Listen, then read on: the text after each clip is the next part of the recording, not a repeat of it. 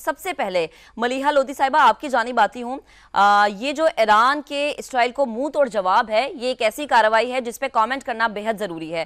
فرمائیے گا کہ ایران کے جوابی ری ایکشن کے بعد خطے میں کشیدگی کو کس جانب آپ جاتے ہوئے دیکھ رہی ہیں؟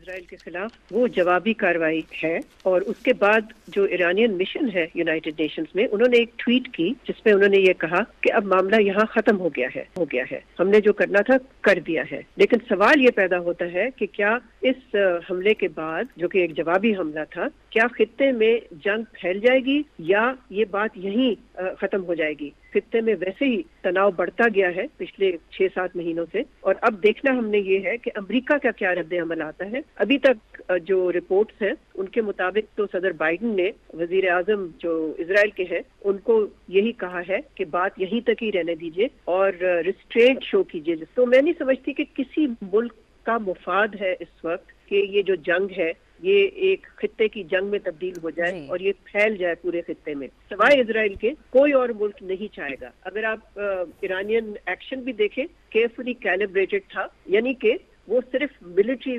بیسس پہ ٹارگٹ تھا. اس حملے کے نتیجے میں کوئی وہاں پر سویلین کیجولٹی نہیں ہوئی. ٹھیک ہے ملیحہ صاحبہ ساتھ رہے گا. سید صاحب سے بات کرتے ہیں، ان سے جانتے ہیں کہ جو امریکی صدر کے حوالے سے جو بیان آیا ہے اس کو کس تناظر میں دیکھتے ہیں. یہ بھی بتائیے گا کہ مسلم دنیا کو موجودہ صورتحال میں کیا لائحہ عمل اپنانا چاہیے اب؟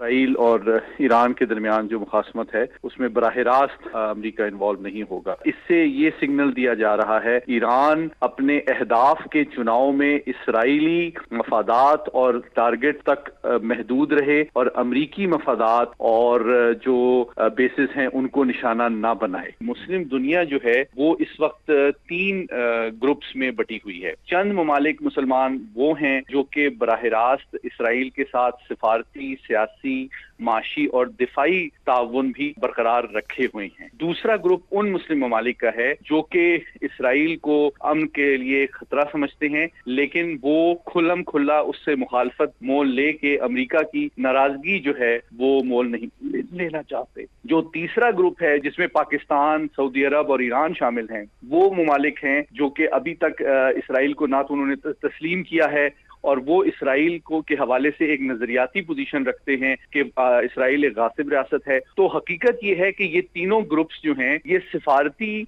کوششوں تک اور عوامی بیانات تک تو محدود رہے گا. جس طرح دفاعی اعتبار سے امریکہ، برطانیہ، فرانس اور نیٹو ممالک اسرائیل کی پشت پناہی اور دفاعی امداد کرتے ہیں، اس طرح ایران کو کسی اور ملک کی دفاعی امداد اس طرح حاصل نہیں ہے سوائے چین اور روس کے. اور کھل کر ڈائریکٹلی ایران کی سپورٹ یا اسرائیل کی مخالفت کرنا چین اور روس بھی اپنے مفاد کے خلاف سمجھتے ہیں.